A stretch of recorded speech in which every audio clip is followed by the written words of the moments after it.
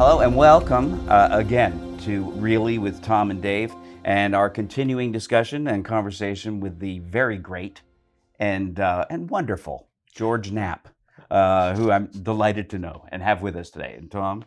I can't. How can I outdo that I intro? know. That he is Yeah. great. He is wonderful. Yeah. And I brought bail money. and you brought bail money for Dave. Thank God. Dave Yeah. Foley loose in Las Vegas. It's only a matter of time. We Yeah. yes. But I don't travel with my good friend Scotch anymore, so I get into much less trouble than I used to. we saw sort of police cordoning off the palms behind us here. So yeah, I think it's- there was helicopter Worried traffic. about you, There was okay. radio conversations. You They know. heard your back. Yeah. But I heard it on the police scanner. he would know. He would know what's Mhm. going on in this town. So okay, we've talked about Bob Lazar, Area 51. You're neck deep in this Yes. topic. You're kind of catching it from all sides, but also have the story of probably the millennium, right? Yeah. You are both the foremost journalist covering the UFO story and that crazy UFO guy. Yeah, Depending on and who both you fit talk to. at yeah, both fit. So right at the end of the 80s, 90s, after the whole Lazar thing, we did that series in 1989. We did a follow-up in 1990. Now I am fully the UFO reporter. Yes. But I'm frustrated because I know our government knows things. I've seen the paper trail that indicates they know this is real, that it's a legitimate mystery, it's a possible national security threat, and that they are lying to the public. But how do I pursue it further and prove it? There was an article in the New York Times that caught my attention. It was about Lee Harvey Oswald. The KGB released its Lee Harvey Oswald file. And I thought, there was a thaw in USSR relations. Glasnost and perestroika came in. The USSR itself fell. Change was in the air. And I'd seen that story, and in the back of my head, I had an idea. If the KGB would release those files, maybe they have some UFO files that we could get access to. That was my thought. Uh-huh. But I didn't know how to really go about it. I don't know anybody in Russia. And in 1993, Congressman Jim Bilbray, who had helped me, by the way, in the Lazar stuff, he had been behind the scenes trying to get records from federal agencies to verify Lazar, but he was a friend of mine. We know him really well. And he came to me and said, hey, I've got a friend of mine in the US. He's a Russian physicist named Dr. Nikolai Kapranov. He'd been traveling the country to give lectures about disarmament, nuclear disarmament issues at our national labs, places like Los Alamos and Livermore. He was coming to the end of his tour, had to go back to Russia. And he said, maybe you'd like to talk to him about UFOs. Well, that was very thoughtful. And yeah, hell yeah, I would. And so I met with Nikolai. He came to Las Vegas. We went out to meet for a beer and have a conversation. And I started asking him, you ever heard anything about UFOs? My thought was, the US government has had these secret studies.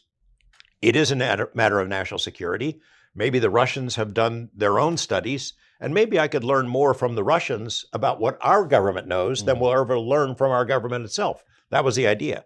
So I go into this meeting with Nikolai at a little bar here in Las Vegas. And I ask him, hey, you ever heard any of your pals in the government talk about UFOs? He said, no, I don't think so. And I'm thinking, well, that's going to be the end of this. Well, we had another beer, and then he was thinking about it. He says, I had a friend who worked with KGB who did say something about UFOs one time. So I knew we had a chance. The two beer theory about, Yeah, exactly. about disclosure. We had more than that, actually. Yeah. That's the first rule of journalism. Nikolai, Congressman Bilbray had told me about his background. He was a physicist. He had been helped train Russian cosmonauts how to spot American nuclear submarines from space.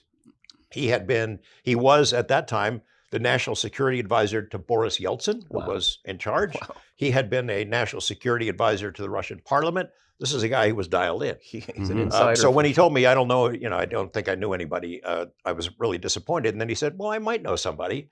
At the time, I had taken a break from Channel 8. I was working for a company called Altamira, and we were going to produce a series of documentaries about UFOs. And so we had a budget. And I said, hey, if we give you a stipend, do you think you could go find people?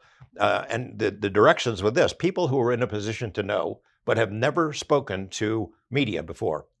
Not Western reporters, not Russian media, people who knew about it, but haven't been out there peddling a UFO story somewhere. And he said, I'll try. And over the course of the next 7.5, 8 months, he would send us these daily updates on what kind of progress he was making. After about 8 months, we went over there. We were ready to go. So myself, a guy named Brian Gresh, and Bryant Blackburn, our photographer, went over and met with Nikolai. And wow, the gates opened. So it turns out that the Russian military had conducted what is likely the biggest UFO study in the history of the world. And for a 10-year period, from 1978 to 88, the order went out that every unit of the vast Soviet military empire, Air Force, Army, everybody, if you see a UFO, a strange ball of light, something odd in the air, anything related to these phenomena, that it has to be investigated, witness statements taken, evidence collected, and all of that stuff was sent to one central location at the Ministry of Defense. And the guy it was sent to, the head of the program, was a guy named Colonel Boris Sokolov. Maybe, certainly one of the most important UFO sources and witnesses I've ever met, and maybe in the history of the world, because he had all this stuff. Thousands and thousands of reports were sent in. A lot of it, when it was really sensitive stuff, it also went through the KGB. So I don't know how much material got diverted to them, but I know it was some of it.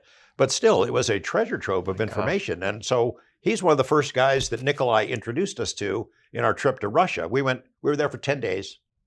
I think we were stopped by the cops 7 different times. Our rooms were rifled through. Our luggage was gone through.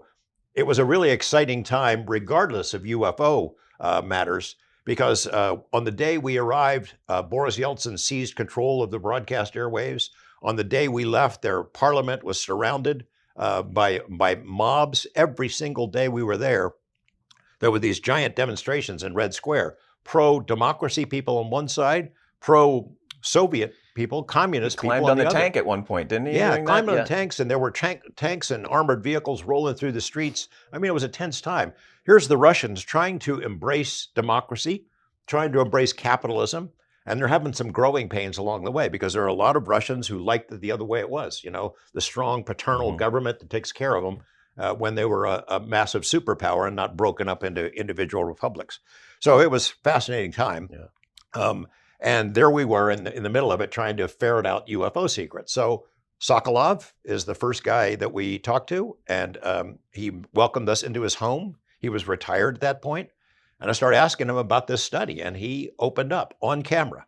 10-year-long study, thousands of cases, and he shared with us some really dramatic information about things that had happened during the study. For example, in 1982, there was a Russian ICBM base, nuclear missile base, in Ukraine. And they had an incident where UFOs appeared over the base. One giant UFO that split into a couple of pieces, flew around, performed incredible maneuvers, split apart, melded back together. I mean, the witness statements, I have them. These are the original witness statements from this event. And all the witnesses of the statements I've got are all officers. They said that the UFO was over it for a couple of hours. And then toward the end of this period, the launch control system for these missiles lit up. Something entered the launch control codes. The missiles were firing up and ready to go, and they couldn't shut it off. And they're freaking out. Hey, we're about to start World War III here, and there's nothing we could do to stop it. Now, it's a centralized command system. The officers would need permission to get this thing going anyway. It has to come from somewhere else. Well, it was coming from somewhere else, and it wasn't from Moscow.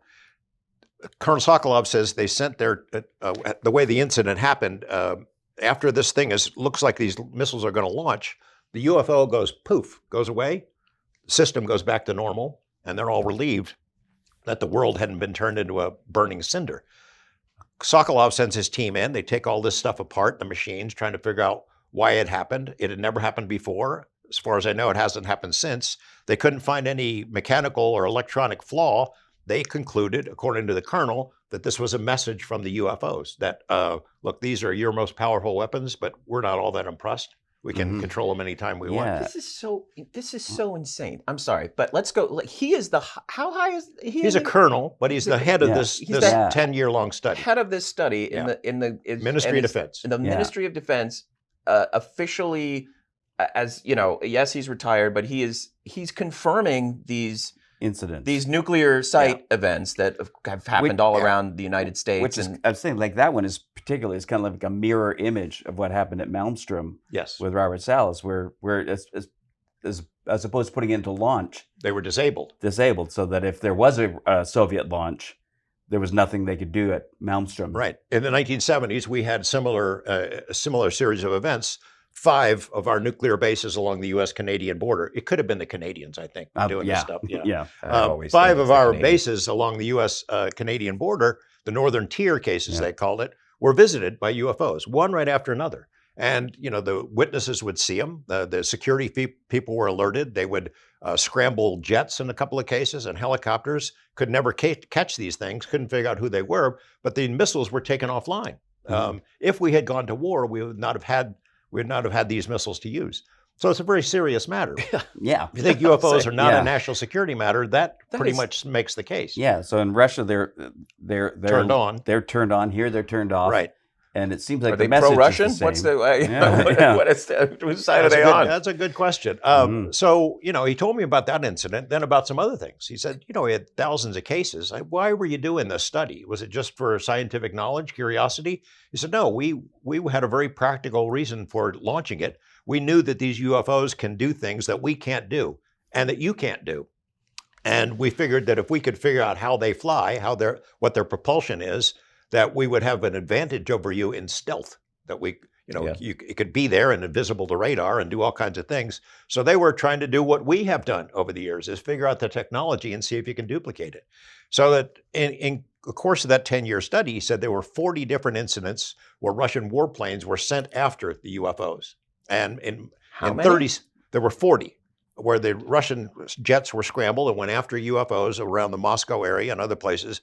In 37 of those cases, the UFOs just took off and left them in the dust. In 3 of the cases, though, the Russian planes crashed. They were knocked out of the sky. 2 of those pilots died. He said after the third crash and the second pilot died, the order went out across Russia, leave them alone. If you see a UFO, do not engage. And I think that order is still in effect now. We talked to Colonel Igor Maltsev. He was the commander of the Russian Air Defense Forces when I went back to Russia, which we'll talk about in a minute. And he had said that he's the guy that gave that order. So, these are pretty dramatic things. That's great sense, yeah. I was able to convince Colonel Sokolov to allow me access to some of the files, and we got a lot of that original material, including these were the original witness statements filed in the Ukraine incident, if you wanted to check those out. Yeah. We'll go over these both, a little later. yeah. We're going to do a whole show and tell on this stuff. That's but I'm going to take a peek. I'm just trying to like the equivalent. Maybe if I guess Kirkpatrick maybe came forward and announced that our nuclear sites had been turned on and off and they had been messing around with, maybe that would be a sort of official government equivalency to something like this. But that is colossal disclosure from the other superpower on Earth. Yeah, and so he was the first guy we talked to. We got a wealth of information from other Russian physicists and people in their military programs. Talked to a guy who was part of their Star Wars program. He had lived in a village one of those secret villages that doesn't appear on a map. He'd never spoken to a reporter before, let alone a Western reporter. He had a little tabletop model. I wonder what the heck is this little blue plastic thing? It was like a mini laser. He put a razor blade on top of it and showed me how it worked, and it burned a hole right through this razor blade. And he said, this is what we call the weapon of the aliens. And he said, we were trying to build one of these things. I think they were still trying to build one of these things. He told us about, he had been part of the Russian space program. And from the earliest days that the Russians had these satellites up there before we did, and then were well in advance of the American space program. So we'd see these things coming in and out of the atmosphere. They were coming from somewhere out in deep space into the Earth, not the other way around. He said, we know that you Americans eventually saw them as well, that you had certain facilities that were built just to track these kinds of objects. Again, the purpose of the trip was to try to find out what American government knew. And it was clear that the Russians had been spying on us and on our media sources to collect information about UFOs, as I'll get into in a minute.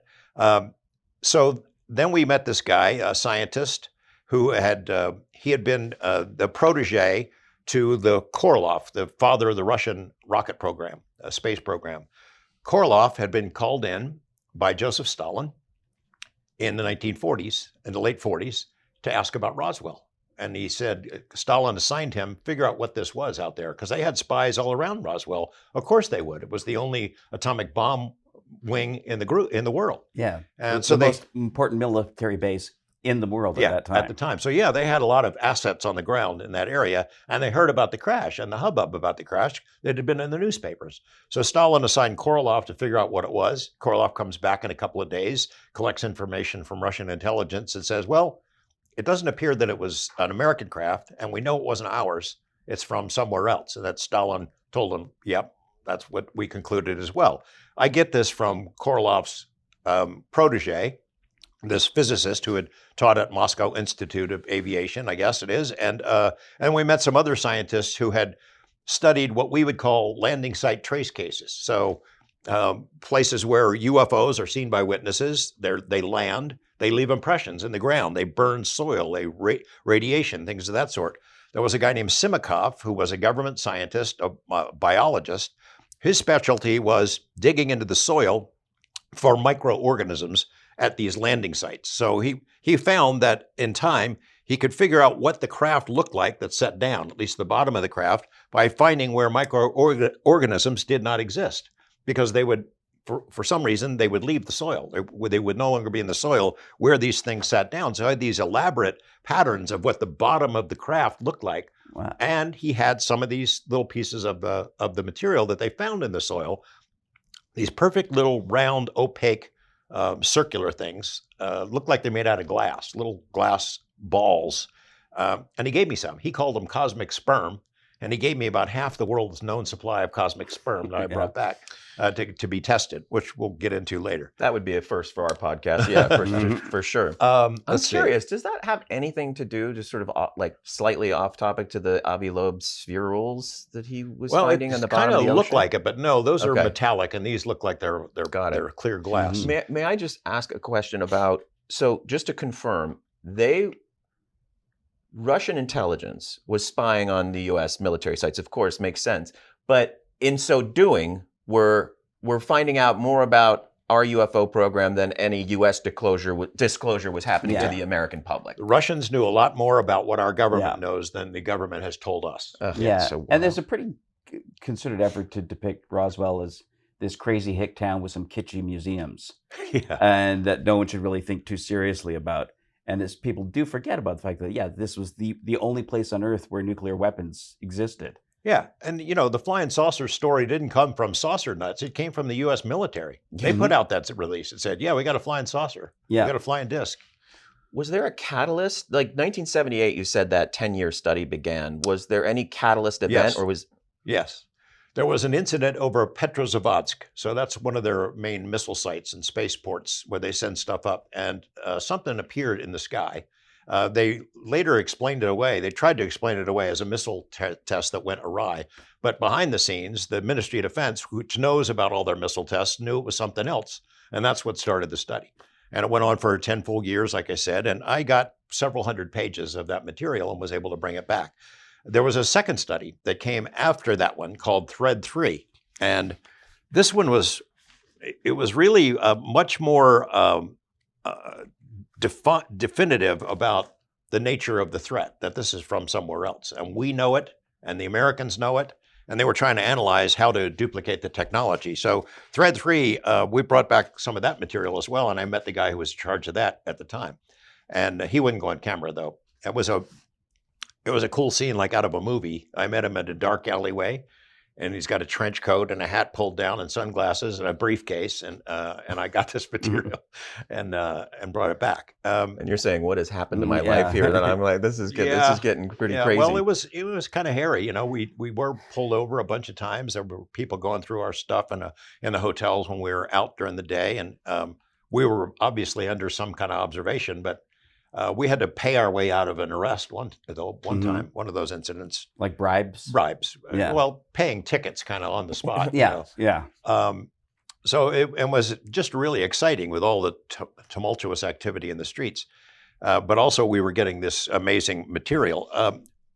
So I come back with all this stuff. We put out some of the release. I shared some of it with Robert Bigelow, and some of it went to the U.S. government because as an adjunct to the UFO trip, while we were there, I spent almost as much time with their remote viewing program. So they had a psychic spy program. There was a Russian general in charge of this program, and he wanted the world to know about it. He wanted it to be out in the open before something happened to stick it back in the shadows. He felt it was for the benefit of humanity.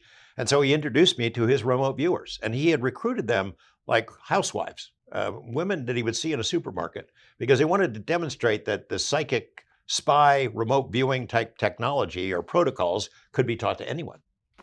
And so we spent a day with the remote viewers, and they were pretty amazing. They had a medical intuitive who could size you up, look you up, and get some ideas about what your health situation was. You could figure out some of mine were just by looking at me, but she had some information. I don't know how she got it. So I'm just curious, in the files you had, they talked about the capacity, the technical capacity, that they wanted to mirror the propulsion systems. The Russians were interested in the arms race with us on this kind of technology. Did they have any notions of what it was, who it was, what they wanted, or anything like that? Well, the SDI scientists had said this is the weapon of the aliens. They called them aliens. And the remote viewer, they had a different term. They called it the cosmic intelligence. That they would have these psychic experiments where they would project their consciousness out, and they kept running into something else that was out there, some other kind of intelligence that they would interact with. I don't know the nature of that interaction, what kind of information was transmitted, but they thought it was real and it's something other than us. And that's a program, obviously, that mirrors the program that the U.S. was doing at Stanford. And yeah. And like I said, the general wanted me to tell people in our government about this because he wanted to get in contact. He just didn't want this to go back into the shadows. Was that a glasnost thing? Yeah, it was. Okay, Yeah. so it's like there's this moment could only happen when it happened. Yeah, exactly. I mean, it was an amazing time. There's one image that I have in my mind I've talked about before. As we were driving along, there was a Russian sitting with this wooden box with a sign on it, and he was sitting in like a mud bog. And he's got a sign, he's selling something. And I asked our guide, hey, what's going on there? He's selling used motor oil. And I'm thinking, they want it so bad. They want what we had. They want to embrace freedom and capitalism and all that. And this guy is giving it his shot, hasn't learned the lesson about location being important yet. There was we got to meet nothing but friendly Russians who are so much like us, who, they don't have a lot. They were... there was the era of long lines and shortages and things of that sort, but they were trying to embrace it. And at the same time, a lot of people wanted to shut the door on that and return to the old ways. Yeah. And also, I guess, point out that this is a period of thaw in international relationships, but still carrying this stuff out of the country was risky.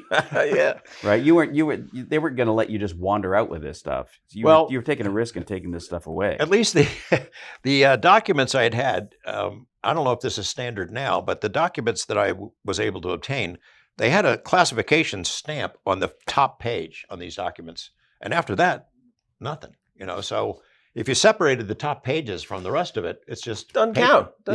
Yeah. So yeah, I carried the stuff out in my suitcase, most of the documents in a suitcase. And I had some tins of caviar in there too, because you weren't supposed to take caviar out.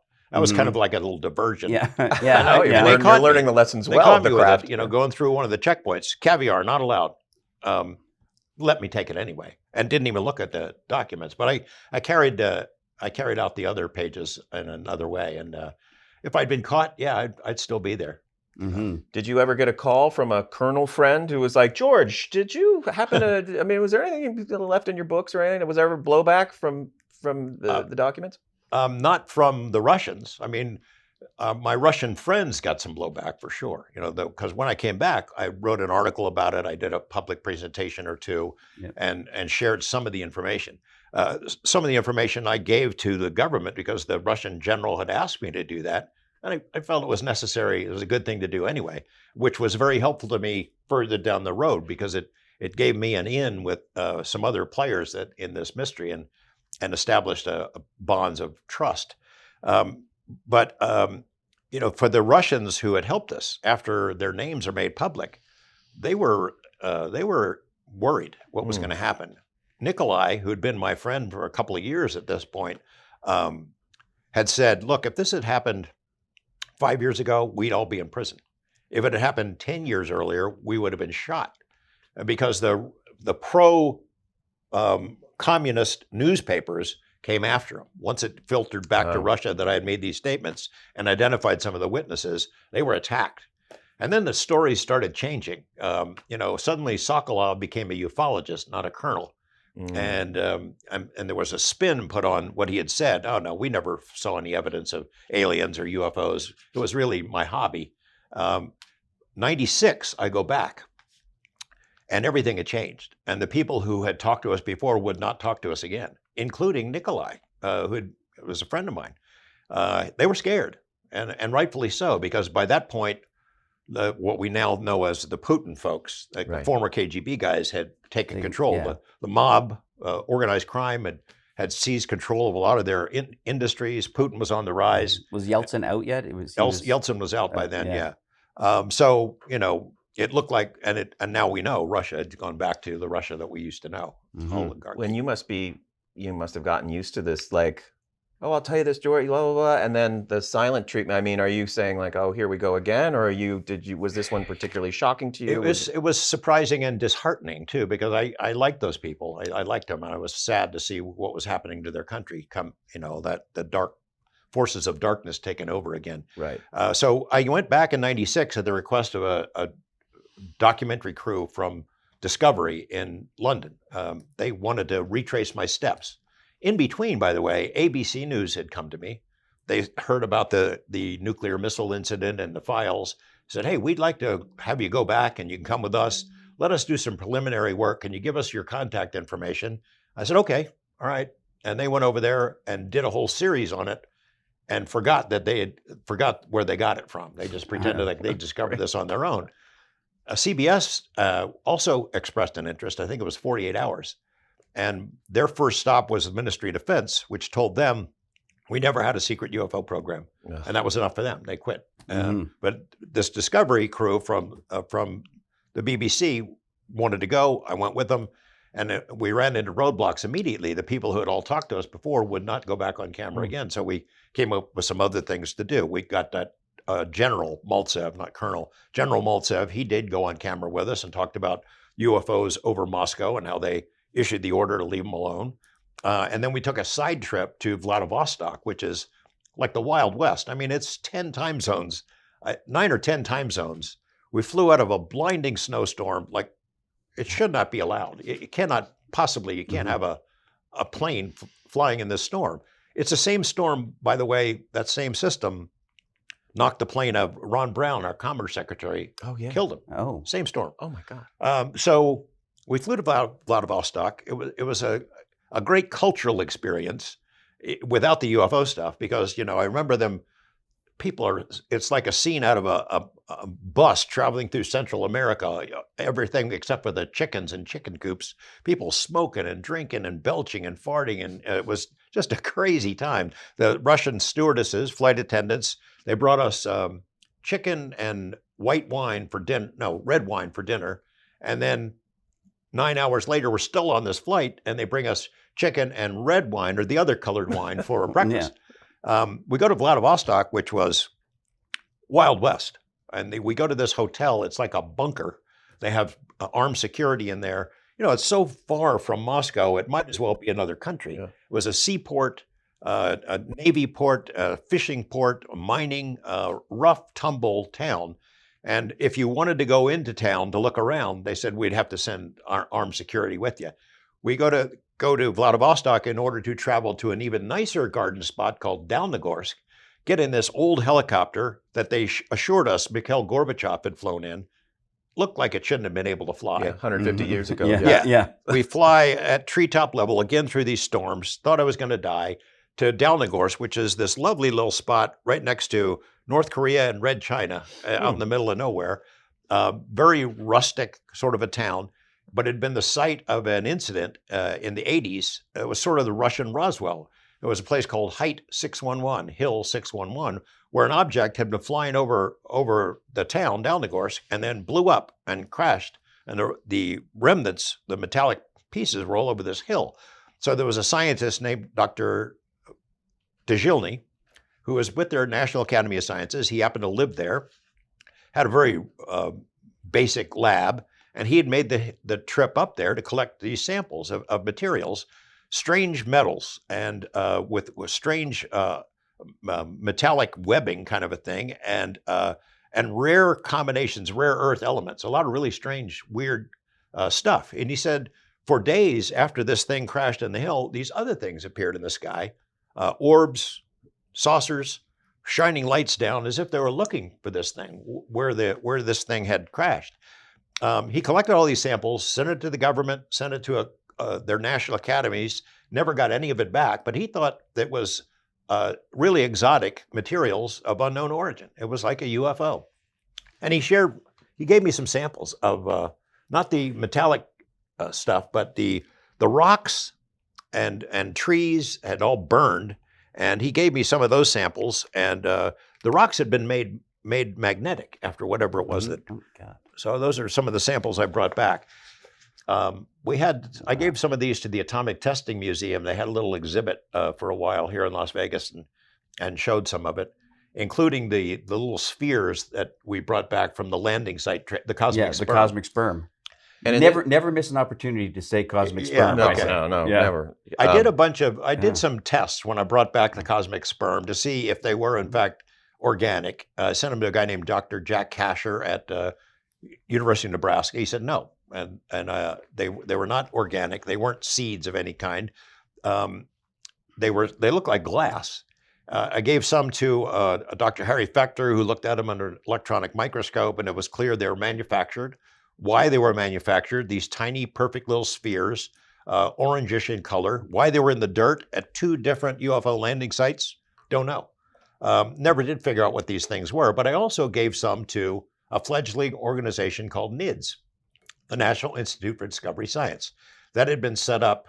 Robert Bigelow was one of the first guys to call me out of the blue in 1989 after the Lazar story had aired, and he hold for Robert Bigelow. I'd never heard this name.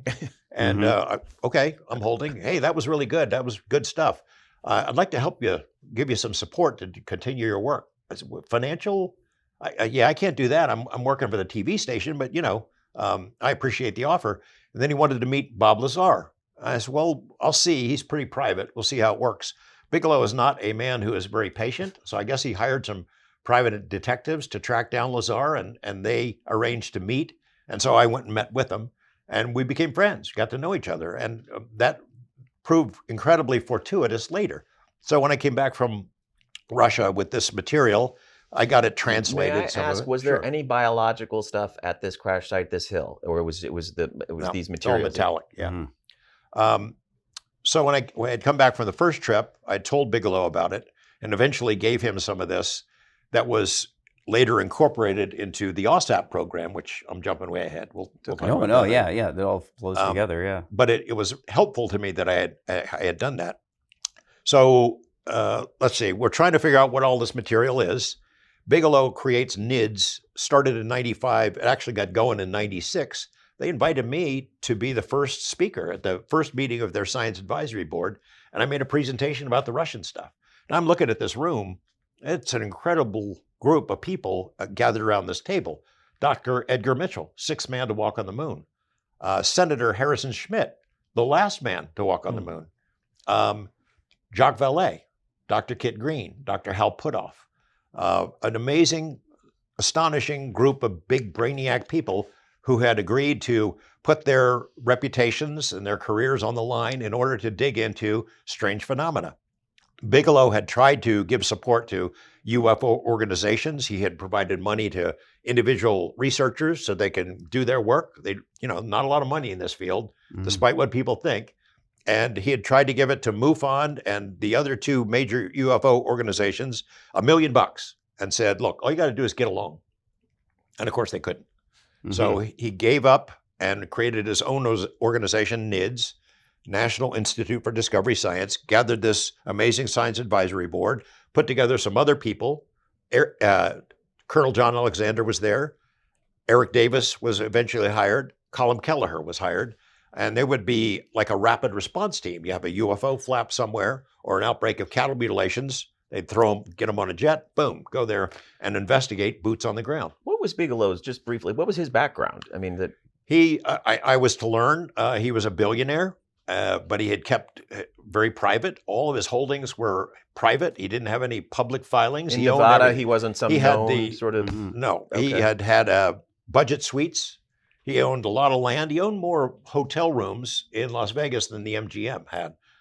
Their weekly rentals, which filled a niche because Las Vegas was growing so like a bat out of hell for 20 straight years. Construction teams would come in, and there was a lot of movement of populations. People would come in, try the community, decide if they're going to stay here or not. And so he really struck it big by having that in this state and a couple of other states. And then later he would create Bigelow Aerospace. He put $500 million of his own money into creating an aerospace program of his own, inflatable habitats, things that were structurally sound, that could be collapsed, launched into space, where you don't have to shoot something real big and heavy, and it would create more space in space for living space, for labs, things of that sort. And he made incredible progress. There is one of his modules is on the ISS right now. Amazing. He had 2 other launches before that, but this was well before that. Sure. And so in '96, he creates NIDS, and I get to speak to that group, and I made my presentation about the Russian material. So it planted a seed with some of these folks who had been insiders in the U.S. government and would be again later down the road. And from this, I assume, becomes your connection to what I'm obsessed with, Skinwalker Ranch. Yes. Yeah. And also a link to Harry Reid. So to backtrack for a moment, Harry Reid was the first person I told about our UFO project in 1989 outside of our newsroom. First person. Was he mayor at that time? He was a U.S. Senator. U.S. Senator at that time. Okay. I had met him in '82. I covered his first campaign for the House, and I covered his second campaign in '84. And then his first run for the Senate was in '86. So I was a familiar face in the crowd, and I had interviewed him a bunch of times. And I just thought he was very interested in national defense issues, had been a big supporter of Nellis. I figured he'd have an interest in Area 51, so I told him about it. I said, hey, I met him in his limo. He said, I'll give you 30 minutes. I'm driving to the airport to fly back to Washington. You can tell me what you need to tell me. And I told him. And I was worried, he's going to kick me out of the car. There's flying saucers out in the Nevada desert. He says, I'm really interested in that. Keep me appraised. So I did. And that started a conversation, a private stealth conversation that we had and continued for the rest of his life. And it really was a big deal because in '96, I speak to this group of scientists at the Science Advisory Board. First person, again, I told after I left there was Harry Reid, because I knew what would happen. He'd want to get invited, and he did. And that proved prophetic later down the road because it introduced him to Bigelow. Bigelow, who'd spent more money investigating UFOs than any person in the history of the world, millions and millions of dollars, and who was just about that time embarking on something else, which became Skinwalker Ranch. Reid asked for permission to attend the next meeting of the Science Advisory Board. He did. He was blown away, and he was really hooked by that point. He had helped me behind the scenes on a number of different things over the years, and I kept him in the loop as well. But I was pretty sure that he'd be really interested in this, and he was. And it established a real bond with he and Bigelow that really made history later on. And that's why he's on, one of the reasons why he's on your Rushmore of the UAP Rushmore that would be, Harry Reid and his. Was Bigelow an enthusiast because of your work? Obviously that had an impact, but did he have a catalyst event? Was there something that... Yeah, there were things in his family. So his grandparents had seen flying saucers in the Las Vegas Valley here up near Mount Charleston. And then he had some experiences, sort of vague memories as a kid of a presence. And so he always had an interest in it. Now, if it's his grandparents, what era? What era would that have been that they'd have seen? So this is 50s. In the 50s, yeah. So it was always in the back of his mind. He had an interest in it. And he's also, when he created NIDS, it was 2 goals. It was to find out, are we alone in the universe? And what happens to us when we die? Does part of us live on? Is there consciousness that lives on? Which after a while, the UFO aspect of that sort of came to dominate NIDS, and the consciousness part went away. But now it's come full circle because Bigelow has the Bigelow Institute of Consciousness Studies, where he sort of moved the UFO question to the side burner. Consciousness is on the front burner.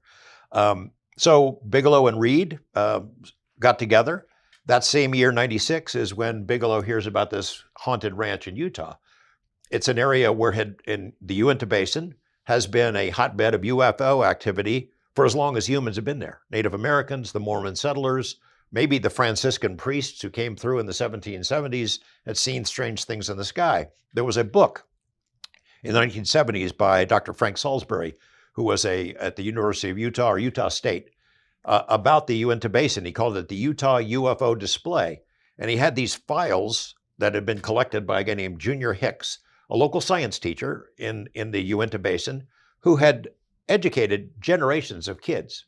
Every kid who lived there, who grew up to be adults, had gone through his science classes. So when they're seeing UFOs, which a lot of them did, it's hard to find anybody who hasn't there. They would tell Junior Hicks about it, and he started collecting them and getting out in his battered old truck and driving to the sites and getting information and interrogating the witnesses and getting descriptions of the craft. He put all this stuff, thousands of cases, into his files. Frank Salisbury comes in and writes a book based on those files, which takes maybe 400 of the best ones, and it was a bestseller. J. Allen Hynek did the forward. So the activity had been going on a long time. But the ranch story kind of stands out. It not only was a hotbed of UFO stuff, but other weird things as well. The rancher felt that maybe the government was trying to get him off his land by scaring him, because his cattle started being killed, and there were a lot of really weird activities that we can get into. There's in a just moment. a farm family on this place. They're just still, it's Okay. still. So this ranch was an epicenter of weird stuff in a larger arena of where weird stuff had been happening for a long time. But it seemed to be especially concentrated on this property, 480 acres at the time, and it was surrounded by the Ute Reservation, this gigantic reservation. There was an island of private property in the middle of it, and the Utes would tell their members, don't go there. It wasn't a strict edict, but they advised against it. As I learned on my first visit there, that it was the path of the skinwalker. Now, this is years later. Bigelow buys the property in 96. He finds this ranch family in dire straits. So they had moved in 20 months earlier, and it was their dream property. The father was a college-educated expert in hybrid cattle and artificial insemination, a very high-end cattle, Simmental, I think they're called. The wife was a vice president of a bank. The two kids, teenage kids, straight A students, just a really great, solid family that moved on this property and figured that's where they're going to stay the rest of their life. By 20 months later, when Bigelow arrived, he and Colonel Alexander went to meet him. That family was all sleeping on the floor every night in one room together because they were scared of what was happening. The strange things that happen. I'm not going to say it's poltergeists, but it's like we would equate like poltergeist type activity, trickster stuff, really weird. The wife would go shopping for groceries. She comes home, gets enough food for a couple of weeks, takes all the stuff out of the bags, puts it in the shelves, walks out of the room, comes back, and all the stuff's back in the bags. She'd take a shower in the morning. She locks the door. She has a towel and a hairbrush on the counter, takes a shower, gets out. The door's still locked, and the towel and the hairbrush are gone. Dad's out in the field using a post hole digger, digging some holes for fencing. He stops to take a sip of water and wipe his brow, turns around, and this post hole digger, this heavy piece of equipment's gone. And they found it up in a tree a couple weeks later. All kinds of weird stuff like that. Cords of wood being moved like 2 inches, or and then they were seeing. I'm not even telling you the wolf story, but so they started seeing these orbs, little white orbs that would flit around in the trees, seemed to be intelligently controlled, not insects. They were something else. Then they started seeing red orbs that would go among their cattle and scare the hell out of these cattle, sometimes stampeding them. Then they started seeing these blue orbs. They were bigger than a softball. They looked like when it got up close, they looked like they were made out of glass with a blue swirling liquid inside. And these things would scare the hell out of people. I mean, it would somehow touch the fight or flight impulse in your brain, literally drove people to their knees they were so scared. And then things go away and they'd go back to normal. It was just really strange stuff. Then they started seeing regular UFOs, things that looked like stealth fighters with Christmas lights around them that would just float silently over the ranch. Big sombrero-shaped objects that would fly right into the ridge, this big sandstone ridge that abuts the property that they came to be known as the Path of the Skinwalker. They'd see those things. They saw what was called like a chupa, which is what people in Brazil used to see, a big refrigerator-looking thing. It was down on the end of the property. The father and son saw it down there. They thought it was a Winnebago. Now, there's only one way into this ranch, one way in, one way out. And they saw it down on their third homestead. They're wondering, how the hell did that Winnebago get down there on our property without us seeing it go by? And they start walking down towards the Winnebago, and this Winnebago with lights on is coming toward them, and then it raises up over the trees, and poof, it's gone. Yeah. Wasn't a Winnebago. Yeah. They're seeing all these things and are kind of freaked out, especially with the other things that are going on. They start hearing heavy footsteps, like heavy boot prints outside their windows at night. Then they start seeing shadowy figures peeking in at night. And they're kind of freaked out until it gets inside the house. They hear it inside the house. They wake up at night, and it's the bottom of their bed. And it really was messing them up. The wife lost her job. The kids were on the verge of failing out of school. The rancher was traveling across the ranch at night with his gun trying to shoot whatever government agents were trying to scare him off his property. They were messed up. They had the mutilations of their animals. So at first it would be a cow that would walk out into a snowbank. You could see the tracks going out, and it was gone. It's just gone. Like the wolf, the bulletproof wolf that they saw the first day they were there on the property. They shot it. Wait, what bulletproof wolf? Yeah. I mean, listen. Whatever I need the whole the bulletproof wolf. Okay. Yeah. Come on now. All right. This is day one of the family moving on. We call them the Gormans. That's not their name. The real name has come out, but we promised them we wouldn't use their name in our book, Colum and I, that we wrote later, and we were sticking to that promise. But on their first day of moving onto the property, again, it's their dream property. They have some calves that they've unloaded in a corral that's right by the main ranch house. The ranch house is on Homestead 1. There's Homestead 2 and Homestead 3. Yeah. They had previously been 3 ranches that were combined into one.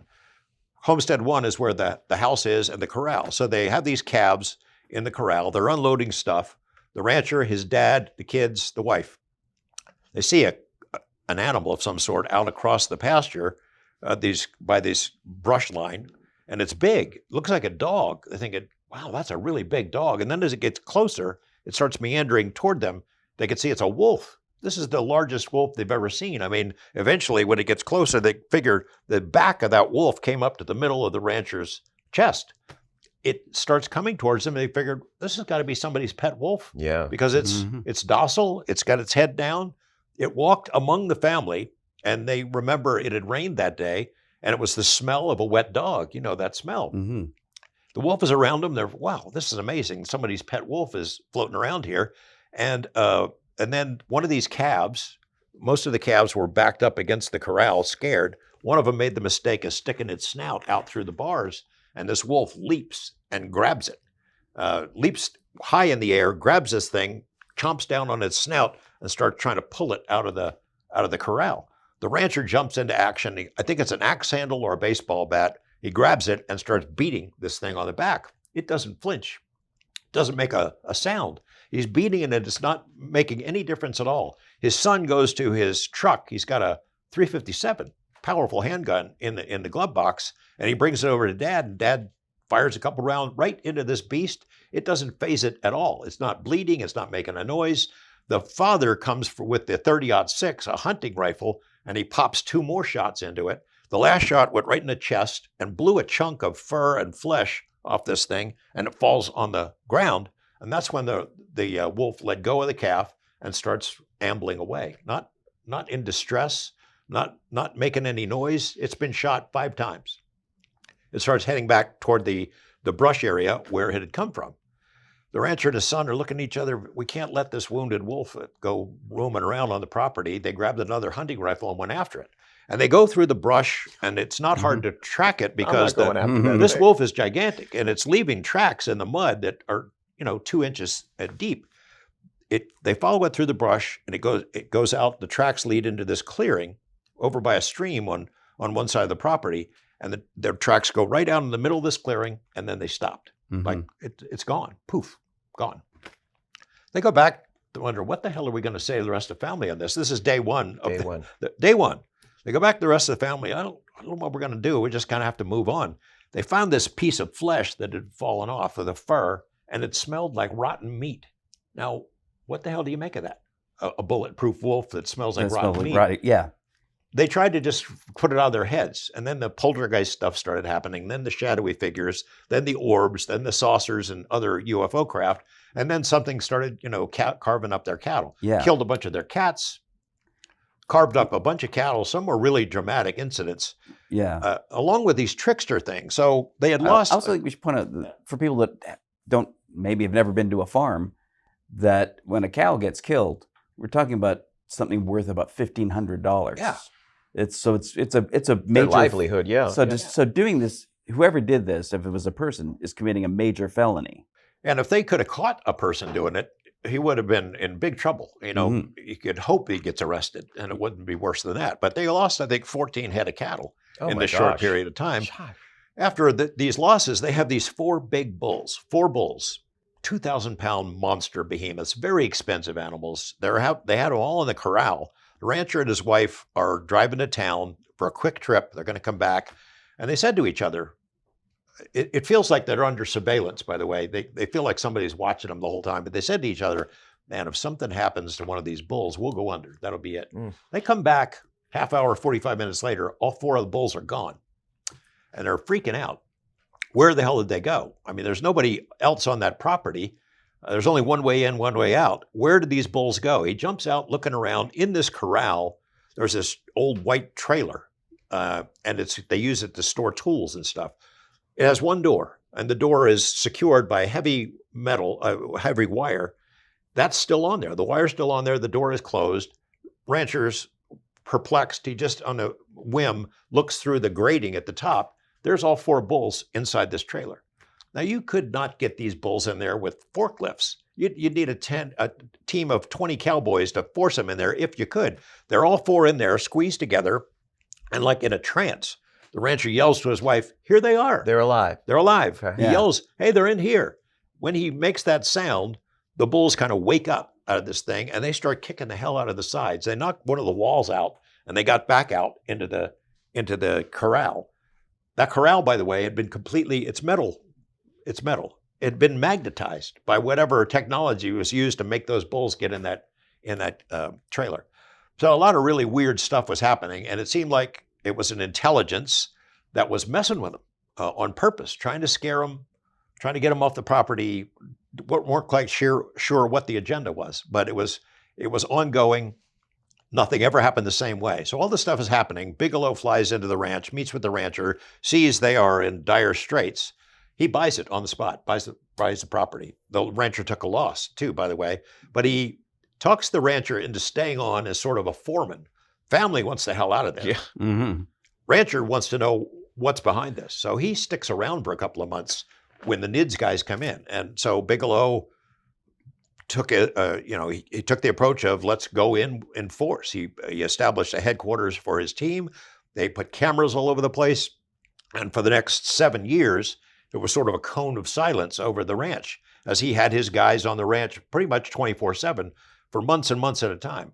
And then those guys started seeing stuff. It didn't take long until they started seeing it with their own eyes. These are PhD level scientists, physicists, biochemists. And is it the NIDS team? The NIDS then? team. So some of the sort of high profile folks that were at that meeting are going to Skinwalker now to get to the bottom of this. The Science Advisory Board, some of them did go to the ranch at some point, but they mostly relied on the boots on the ground team, Okay. people like Colum and Eric Davis and John Alexander and others. Those guys, everybody who went to the ranch saw stuff. all of them. And things really got weird. I don't know how much you want me to go into detail on that, but Sure. We're all about weird. Yeah. Mm. Had you been yet? no. Yeah. I'm hearing You're this just stuff, hearing it. and it's driving me crazy. Yeah. Because I mean, I'm friends with Mr. Bigelow and Colum eventually, and I'm hearing bits and pieces of what they're seeing and what they're experiencing, including some off the wall crazy stuff. I'm thinking, man, I need to go there. I want to see this stuff. It wasn't until I think 2000 or 2001 when I first made a trip, and it was just me with Mr. Bigelow, and I tried to talk him into us doing a documentary, because whatever this thing was, this intelligence, it got tired of being hunted. Well, the NIDS guys were there chasing it all the time, trying to establish communication. And a couple of times they thought they were really close. They would put games out to see if they could get a reaction from this thing, and it happened a lot of times. So they were hopeful. And then it got tired of the dynamic, and it got tired of being hunted, and it went underground. And so the level of activity was so low, there wasn't enough to keep them busy. People stopped seeing flying saucers. There were no more cattle mutilations. They had cattle out there specifically as bait, and nothing was happening. So I think that's why they eventually let me come in. And I wanted to do a documentary, so I started making trips with photographers. I was funding it out of my own pocket, and taking video and interviewing witnesses and being at the scene of where these things had happened. And after a while, Bigelow changed his mind about it, and so that plan went away. But I was given access to a lot of material and had a really thorough idea of all the things they'd encountered. And again, it was driving me crazy about it not being able to say it. 2002, I went back to Bigelow and said, hey, let me take another crack at this. I won't do a documentary. We won't tell people where the ranch is, but I think we should report this because the level of activity was almost nil at that point. What is Bigelow's motive at this point? Is it just private curiosity? Yeah, he wants to know. He just wants to know. Yeah. So he doesn't want everybody coming in and snooping around, or he doesn't want the government. He just wants to know. And that's why he killed the documentary ideas. Okay. He didn't want people to be able to figure out where it is, and then UFO nuts take over the place, which is exactly what happened. Which is exactly what happened after I went public with the story. I wrote a 2-part piece for Las Vegas.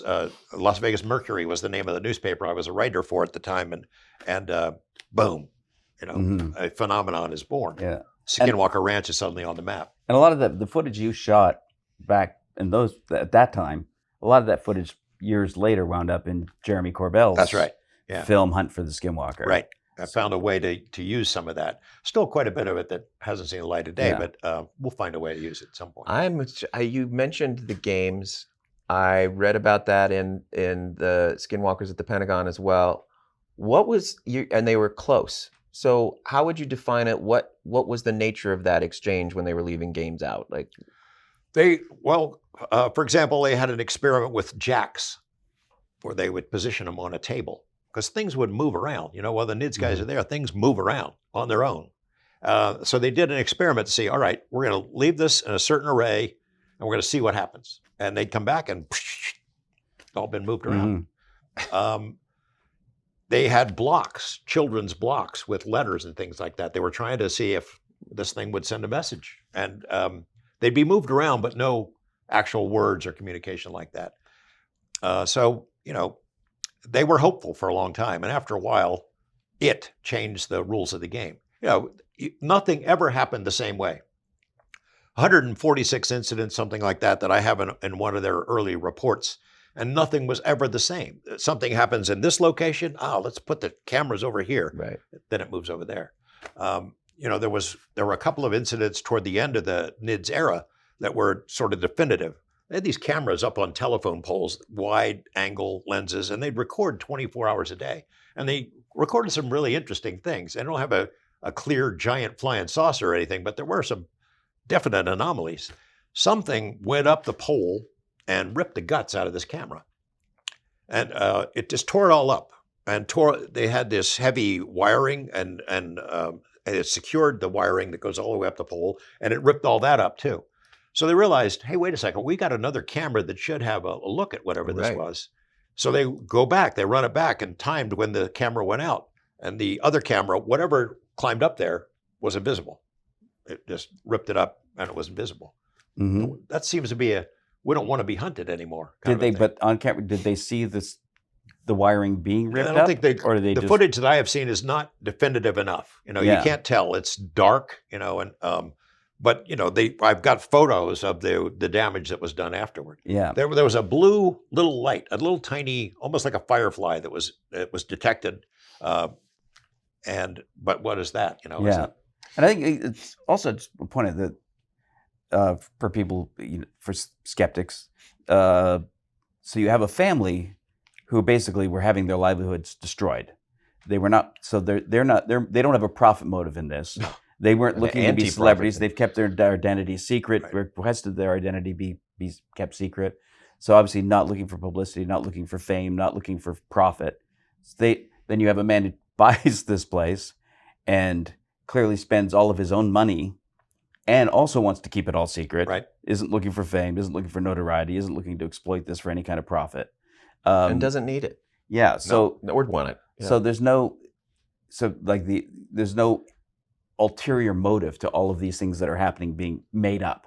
Yeah, it's nothing but bad. Yeah, Nothing you're not but going bad for to. Why everybody make up involved. stories and then keep them secret? Yeah. I mean, the NIDS team, they were perplexed. They had no idea. There is no battle plan. There is no plan to follow to study something like this. It is intelligent. It's wily. It's elusive. Whatever the intelligence is that's there, it did not want to be hunted. It liked to play games, but it didn't want anybody closing in on it. or understood, right? Yeah. Yeah. Because Yeah. what did they have a working hypothesis by the time you're involved with it? Did No. Any And people have said, well, why do you keep all this stuff secret? Well, what were you going to do? Publish what? You're going to write a paper and get it published in a scientific journal? Who's going to publish that? What is your theory? What's your overall explanation? There isn't one. And by its nature, it violates the scientific method of repeatability. Yes, exactly. Nothing ever happened the same. Is it aliens? Doesn't seem to act like our idea of aliens. Is it poltergeists? It does a lot of that stuff, acts like poltergeists, but we're the craft. You have a ghost flying a craft or some disembodied spirit. The trickster aspect, that's why the Skinwalker name sort of fit, because it's a shapeshifter. And that's what this phenomena was. It changed its shape and its tactics and its actions. It was always something different. The Native Americans, when I first heard that, Skinwalker, what the hell's that? It was Junior Hicks, my first trip to the ranch. He said, yeah, up there, that ranch, that's the path of the Skinwalker, that's Skinwalker Ridge. I go, Skinwalker?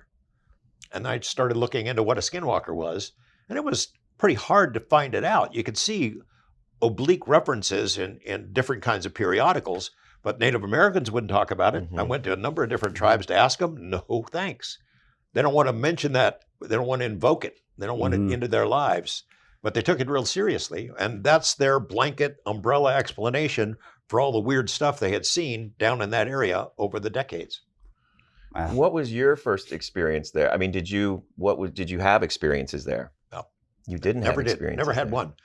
My first trip there, they thought, well, there are certain things that would happen that could stimulate activity. The arrival of a stranger would Mhm. get stuff going. Making a lot of noise out on the property and digging. The rancher Gorman, when he had first bought the property, there was a codicil, I think, in the bill of sale that he wasn't supposed to dig, or if he was going to do any heavy digging, he needed to alert the previous owners. He thought, what a weirdo! What's this weird Mhm. stuff? All right, fine. They're just crazy old codgers. And then he would see that when you'd start digging and moving earth around, stuff would happen. And so when I got there, the arrival of a stranger, I think they thought maybe my inherent weirdness quotient might get something going. We were out in the middle homestead. We built a fire. We made a bunch of noise, and then we got an earth mover and moved a bunch of dirt. Let's see what happens here. And then they put me on a chair in the middle homestead where a lot of bad things had happened at night and left me there to see what happens. And they went a couple Did hundred they yards like away. you? Did you know that? They went a couple hundred yards away, and we're peering through binoculars and night vision. And I had a Geiger counter and a microphone and a flashlight, and sitting there on this plastic chair, wondering, oh, okay. I'm thinking, all right, I'd like to see a UFO. Yeah. I'm okay with orbs, but there's a couple of other creatures that have been seen there. I'm really not crazy about getting face to face with. And Yeah. nothing came to get me except for mosquitoes. And all the times I visited, a couple dozen times in the years since, I've never seen anything there. I had the first visit, we heard a big growl that right as we went in the gate. And one time with Jeremy, when Jeremy and Matt Adams and I were there was a light that appeared in the middle homestead. There is no light there. There's no electricity, but that's it. Yeah. But things come home with it. People who visit there, things come home with them. Now, I was going to say the bill of sale on the property, that makes obviously that's put in there because the previous owners had some experiences as well. Did the previous owners ever go on the record with any They have gone on the record and have denied it, all of it. Yeah. Now, look, when the Gormans got there to this property, there were weird things. There were big stakes and chains where guard dogs had been posted by the doors. Inside, the doors and cupboards all had double locks on them and things. It was like to stop them from moving them around on their own. Something had happened. Well, I'm wondering because if they're saying if you dig, you need to notify us. Yeah. They must have had some concern that something done on the property could affect them where they were now. Maybe that family, the Myers, have denied all the stuff. No, we never saw any UFOs. I know that they did. I know they did. And there are police officers that I interviewed that had been called to the property when those folks still lived there, who had things on the property, had seen things in the skies. So I know it had been going on there, but it's everywhere in the Uinta Basin, everywhere. Yeah. The concentration of activity at this ranch might be in part the result of it's been the most intensely studied paranormal UFO hotspot ever. It's been under constant surveillance by teams since 1996. So if you had to describe what you think is there, would it be supernatural? Would it be UAP? I mean, if you had to get your arms around it somehow, what do you think it is? Well, it seemed like it was telling us something, that all of these different phenomena that we perceive to be different phenomena are somehow related, and it's up to us to try to figure it out. So UFOs, orbs, poltergeists, cattle mutilations, crop circles, all that, Bigfoot, they had Bigfoot type creatures, all of those things are somehow interrelated, and they're all happening in the one spot, and it wants us to figure it out. That's what I thought. Yeah. But I don't know what it is. Non-human intelligence, I would say that's the closest you can get. Jeremy and I just did an interview with a guy named Jules Urbach, who is an expert in virtual reality. He works with Disney and the government, and we got him to talk about what humans will become centuries from now. We're melding with machines already. It's happening. We're going to evolve into something else. And a lot of deep thinkers think that we will eventually be able to upload our consciousness into a computer, become digital beings, live forever. Mm-hmm. I think what is there is like invisible. Maybe it lives in some other dimension or something, but in this world, it acts with impunity because we can't see it. Yeah, some kind of a disembodied consciousness. Yeah. And for some reason, the atmosphere is thin between them and us in this location. That's a quote that I've used from the Irish, who say, places where the world is thin. Mm-hmm. There were holes in the sky. The rancher would see it, a hole in the sky. And here it's dusk, over there it's sunlight, and things would fly in and out, craft. And then it would close up. The NIDS team, one of the incidents that was so dramatic for them is they have two guys on the ground, two guys up on the ridge at night. Guys up on the ridge have infrared, and these guys are walking with a couple of dogs in the middle homestead. The guys on the ridge radio to them, walkie-talkie, hey, there's something, you're getting close to something. Do you see the glowing snowball? So there's a ball of light hovering about 2 feet off the ground that they notice. These guys can see it better.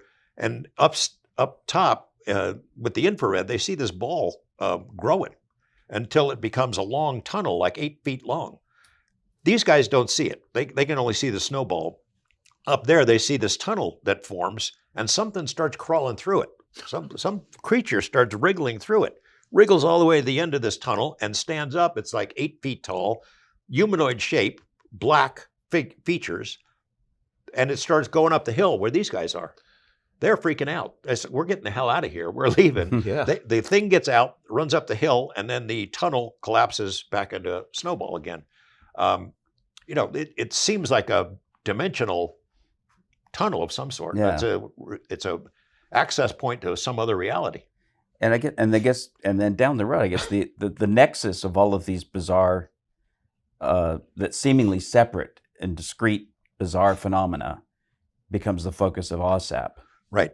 So trying to find what the cohesion is between all of these weird so events. NIDS goes away.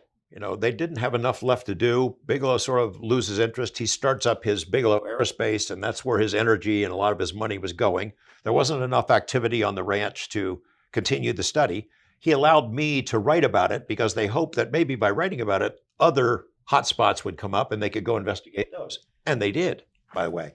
Other hotspots around the world? Yeah, the around the nation? country. Okay. Around the country. Yeah. So whatever's behind all of this activity at Skinwalker decides it's going out of the business of tormenting scientists and ranchers, and so things stop happening at the ranch, and this leads to Bigelow deciding to shut down NIDS. Is that? Yeah, it sort of not with a bang but a whimper. It kind of just fizzled out. Mm-hmm. The same year that I came out with the article in the newspaper, that's the year that NIDS sort of ended. And Bigelow was focusing his time and energy and money on the creation of Bigelow Aerospace. But he always had an interest in the activity and what had gone on there, and he still held on to the property. In 2005, Colin Kelleher and I talked him into letting us write a book about it. He's done with it, even though he still owned the property, and he was kind of reluctant and finally said, okay. And we published it. Yeah, the name of that book is Hunt for the Skinwalker. For people so they can find it. It basically told the story of the ranch and the NIDS investigation and the history of the Uinta Basin. And Bigelow's fears about what might happen when that news came out proved to be well-founded because it got overrun. People started flocking to it. And UFO people, they'd go onto the property in the middle of the night. They'd shine flashlights and flash cube cameras in the windows when the caretakers are on the property. Started taking home souvenirs, taking off pieces of this and that, ripped off the signs and the front gate, and just it was a mess. And he still owns it at the time. He still owned it. We took a trip there. I said, well, look, I'll go there with you. We'll try to chase some of them off, let them know they're not welcome. We took a trip to the ranch. I think must have been 06 maybe, and went with him and his chief of security. And Bigelow was going in. He positioned me at the front gate. I was sitting on a chair. I had this million candle power spotlight and walkie-talkies, and was waiting for somebody to show up, and I'm going to deal with him. And his chief of security, who was packing heat, he's at the back gate, and Bigelow was going back and forth. And I wasn't sitting there 20 minutes before the first group of people shows up, and they turn off their lights up at the end of the road, and they roll really silently up to the gate. It's three people in a truck. And it's like, it's a date night thing or something. Yeah. People becomes an attraction. Go scare your date and go to Skinwalker Ranch. And I jump out with this million candle power light and turn it on, and you can hear them shriek. They jam this truck into gear and peel off down the road in reverse. And I was just imagining by the time that story hits the internet or something, it's going to be 9 foot tall Bigfoot with a laser beam attack my truck. But the die was cast at that point. And Bigelow kept the property and had to beef up security. And he started having his security guys from the Bigelow Aerospace go there, and they'd go for 7 to 10 days at a time and be on the property. And a lot of those guys started having experiences. Most of them had experiences. A lot of them didn't want to go back. Mm-hmm. Those guys didn't want to go back. Some of them took to it and seemed to enjoy their part of it. And Bigelow would ask them to keep an eye on things and tell them what he saw. So there would still some reports trickling in. We wrote the book in 2005. It's a little bit of a sensation, I guess, in UFO world and paranormal world. The Bigfoot people hate the UFO people. The ghost hunter people hate all those folks. They don't get along. And here we are mixing and matching everything in a big pot of stew, and nobody's comfortable with it, least alone scientists. The team that had studied this stuff has no idea what this is. They don't know how to explain it. Nobody's really proud of saying that there's poltergeist type activity and we're investigating it. Who wants to put their name on that, But somebody did. Somebody at the DIA, the Defense Intelligence Agency, read the book. His name is Dr. Jim Lukatsky. He read it and was interested. He really was interested in the stuff about a hole in the sky and craft coming in and out. He shared it with a colleague of his named Jay Stratton, who had taken the book to Iraq. They had it in the green zone. They passed it around the pool among American intelligence folks there, and it had a little following in those circles. Lekatsky decides to reach out to Bigelow. He asks his bosses at DIA, hey, is this something we'd be interested in? And they said, yeah, go ahead. So he reached out to Bigelow to see if he could visit the property. Bigelow says, come on out, I'll take you there myself. And he did. He flies out to Las Vegas. Bigelow jumps on his jet. They go to the ranch. And within 45 minutes of Lekatsky being on the property, he had an experience, something that seemed designed for only him to see. He's in the. You want me to go into this? No, Yeah. well, maybe this is a good time. Okay. Maybe this is a good time to pause. Yes. Okay. Yes. Because I think what you're bringing us up to the next sort of big chapter in the modern history of the UFO story. Yeah. The study of the ranch by NIDS leads to all the stuff that's unfolding now. Yeah. Well, the study, your book, leads to Lekatsky and Stratton, who launch what becomes a next big phase of Skinwalker, and not just Skinwalker, but in the study of UFOs, which is the OSAP program. OSAP. Yep. So I think we'll come back So to that. yeah, here we are now. This will conclude part 2 of our incredible conversation with Mr. George Knapp, and come see us for part 3, because we're going to get into the whole modern era. We'll talk David Grush. We're going to talk OSAP. We're going to get into all that stuff, whistleblowers. So we will see you then.